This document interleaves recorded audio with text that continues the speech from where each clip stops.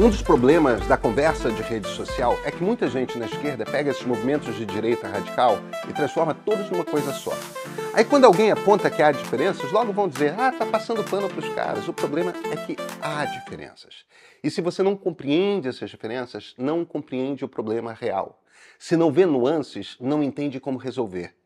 Javier Milei tem muitos pontos de similaridade, mas também muitas diferenças em relação a Jair Bolsonaro. Milei, por exemplo, não faz um discurso golpista como Bolsonaro e Donald Trump fazem. Essas coisas são mais do que sutilezas. E para entender esse crescimento da direita dura na Europa, é fundamental compreender que, pelo menos por enquanto, diferenças ainda existem. Sem entender essas diferenças, não dá para compreender a vitória. E esse é o ponto de partida.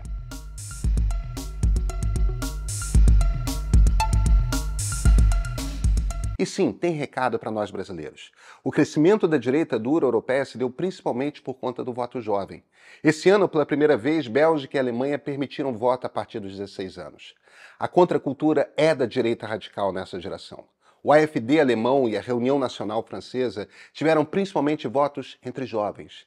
Em pelo menos 4 países, a Alemanha e a França, mas também na Bélgica e na Finlândia, dá também para fazer um corte entre esses jovens. O voto na direita radical estava mais concentrado entre rapazes do que entre moças. Essas coisas têm explicação, tá? E, de novo, ajudam a entender o Brasil, a Argentina, os Estados Unidos, porque esse movimento não é isolado.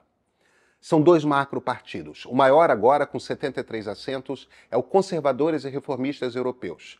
O segundo, com 58 assentos, é o ID, Identidade e Democracia, que, aliás, é um nome muito adequado. É um movimento identitário nacionalista de extrema-direita. Nenhum dos dois tem qualquer coisa de moderado, mas o SR é muito menos radicalizado do que o ID. O SR é, digamos assim, um partido neoliberal. Eu não gosto da palavra, mas ela se aproxima. Margaret Thatcher e Ronald Reagan iam se reconhecer nessa agremiação, mas iriam ser moderados nela. Defendem valores conservadores, muitos dos partidos nacionais associados defendem abertamente que a sociedade europeia deve ter valores cristãos. Não tem política social, mas tem política econômica rigorosa. Querem governos menores. Aliás, querem principalmente uma União Europeia com menos poder sobre os governos europeus. O ID é bastante mais radical, não tem nem a política econômica liberal, pelo contrário, anti-globalização, anti-União Europeia, nacionalista no talo. Seu objetivo no Parlamento Europeu é tirar poder do Parlamento Europeu. Quer fechar as fronteiras da Europa, pois considera a imigração de quem vem de fora, e isso inclui os brasileiros que vão para Portugal, uma ameaça à identidade europeia pura. Protecionistas querem limitar comércio internacional. Está no ID a reunião nacional de Marine Le Pen, o grande vitorioso da eleição francesa. Já o Irmãos da Itália, da premier Giorgia Meloni, é do SR. Percebem a diferença? O grande vitorioso alemão, o AfD, não está em nenhum dos dois. Era do ID, mas foi expulso. Sabem por quê? Porque não considera todos os membros da SS nazista criminosos de guerra. Então, para o ID, aí já é demais.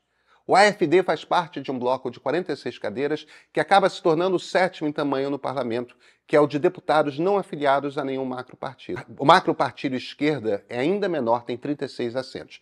É a 8ª força no parlamento. Percebem por que, para presidente da Comissão Europeia, a aliança mais fácil de fazer acaba sendo com o grupo da direita dura italiana? Sim, isso dá enorme poder a Giorgia Meloni, mas o problema é que ela é diferente de Marine Le Pen. De qualquer jeito, o fato é que a direita dura, não importa quanto no extremo está, venceu nas 3 maiores economias europeias. Embora o centro ainda esteja no comando da União, ele se inclinou para a direita. E não vai sair de lá, olha, tão cedo.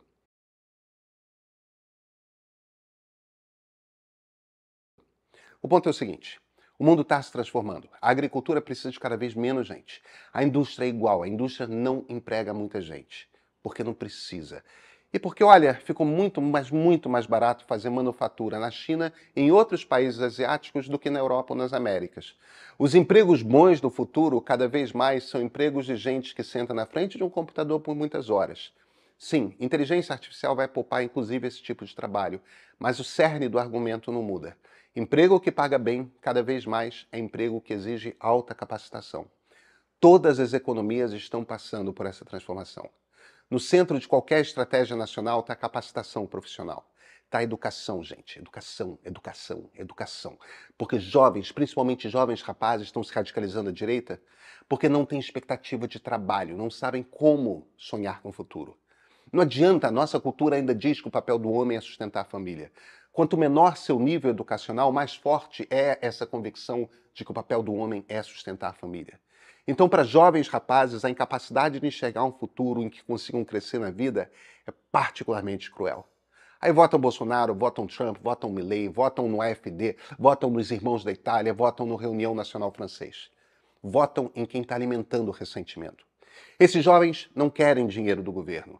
Por isso que esses partidos não defendem grandes programas sociais. O eleitorado não está pedindo isso. O que esses jovens eleitores querem é poder crescer por conta própria. Eles buscam reafirmar sua potência. Isso não foi embora no Brasil, não está indo embora.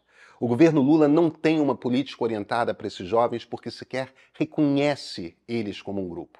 Viram os bolsonaristas, viram os fascistas, a gente que não tem jeito.